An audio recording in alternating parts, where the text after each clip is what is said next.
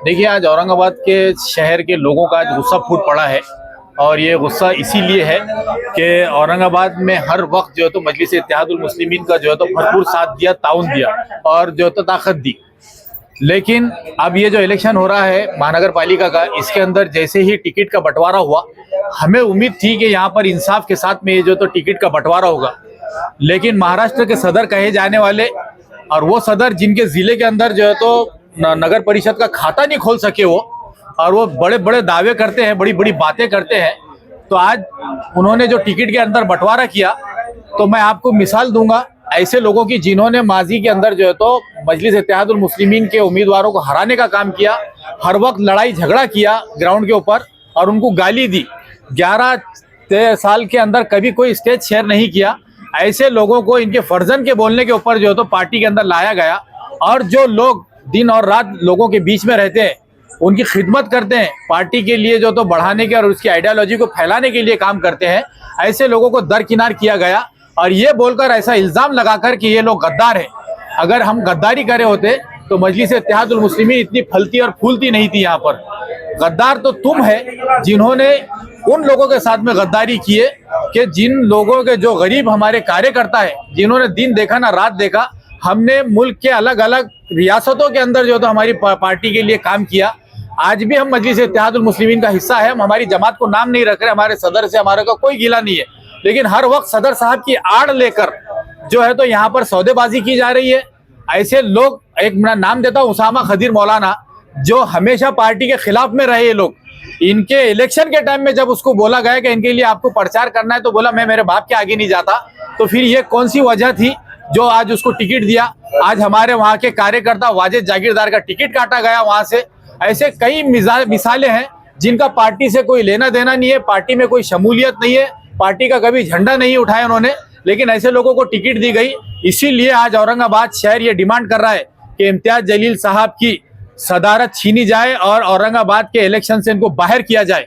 जब औरंगाबाद की आवाम जो है तो मजलिस इत्तेहादुल मुस्लिमीन का फिर से साथ देंगी इंशाअल्लाह ताला। आपके साथ बहुत सारे माजी नगर सेवक यहाँ पर जमे हुए हैं, क्या ये लोग आपके सभी आपके साथ हैं? देखिए, मेरे साथ माजी नगर सेवकों के साथ भी नाइंसाफी हुई, पार्टी के कार्यकर्ताओं के साथ भी नाइंसाफी हुई, और मैं समझता हूं कि औरंगाबाद की आवाम के साथ भी नाइंसाफी हुई।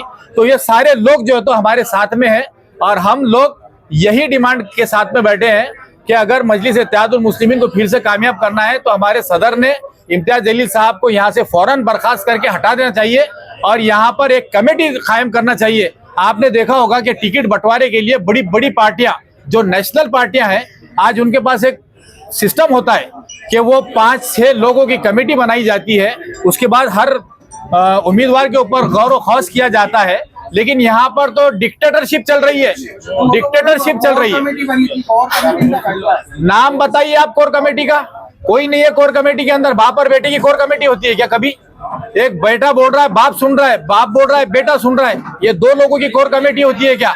और हर फैसले सदर साहब के नाम पे बिल फाड़े जा रहे हैं यहाँ पे, जबकि सदर साहब का उसके अंदर कोई इन्वॉल्वमेंट नहीं है। आपने शिकायत करेंगे इस बात? मैंने कल असद साहब से शिकायत किया। उन्होंने मुझे कहा कि आप इम्तियाज जलील साहब से इस बारे में हुज्जत कीजिए, बात कीजिए, उनसे लड़िए आप इस मामले के लिए।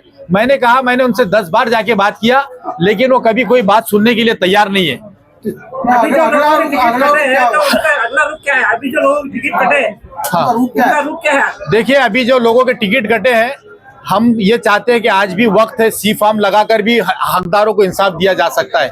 आज हमने अयूब खान जो एक अच्छी शख्सियत है और मैं समझता हूँ कि एक वजनदार कारपोरेटर है, जिनको मेरे इलेक्शन के टाइम में पार्टी के जिम्मेदारों ने, हैदराबाद वालों ने जाकर उनके घर पर उनको समझाए, मनाए थे। इत्तेहाद के भीख की खातिर जो है तो वो आदमी ने अपनी कुर्बानी दिया, अपनी पार्टी को छोड़कर जो है तो मजलिस इत्तेहादुल मुस्लिमीन का दामन थामा। उनको उसी वक्त कमिटमेंट किया गया था कि हम आपको एक टिकट जरूर देंगे। जब उनको टिकट देने की बात आई तो इनके पास में उनके लिए जगह नहीं है। आपके प्रभाग में क्या हुआ? आपके प्रभाग में क्या हुआ? देखिए, मेरा प्रभाग तो मैं सीधी बात कर रहा हूँ कि मुझे कमिश्नर के पास से ये इत्तला लग चुकी थी कि मेरे प्रभाग के 4 टुकड़े करने वाले कोई और नहीं बल्कि मेरे महाराष्ट्र के सदर इम्तियाज जलील साहब है। उन्होंने मेरे वार्ड को इस कदर तोड़ा और कमिश्नर को ये कहा कि इसके वार्ड को इस तरह तोड़ा जाए कि यहाँ से इसका कोई भी बंदा घर का कोई चुनकर ना आने पाए। इसीलिए उन्होंने जो है तो शरारत वहां से शुरू किए थे। लेकिन ये समझ रहे होंगे कि बिल्ली जब आग बन करके दूध पीती है तो उसे कोई नहीं देख रहा, लेकिन ये अल्लाह का इंसाफ है कि सारी बातें सामने आ जाती है। अगला कदम क्या है? अगला कदम हमारा यही है कि इम्तियाज जलील हटाओ, मजलिस बचाओ, और इस इलेक्शन से इम्तियाज जलील को शहर से बाहर किया जाए, कोई और शहर दिया जाए और वहां पे जाके उन्होंने मेहनत करना, तो हम मजलिस इत्तेहादुल मुस्लिमीन के साथ में रहेंगे।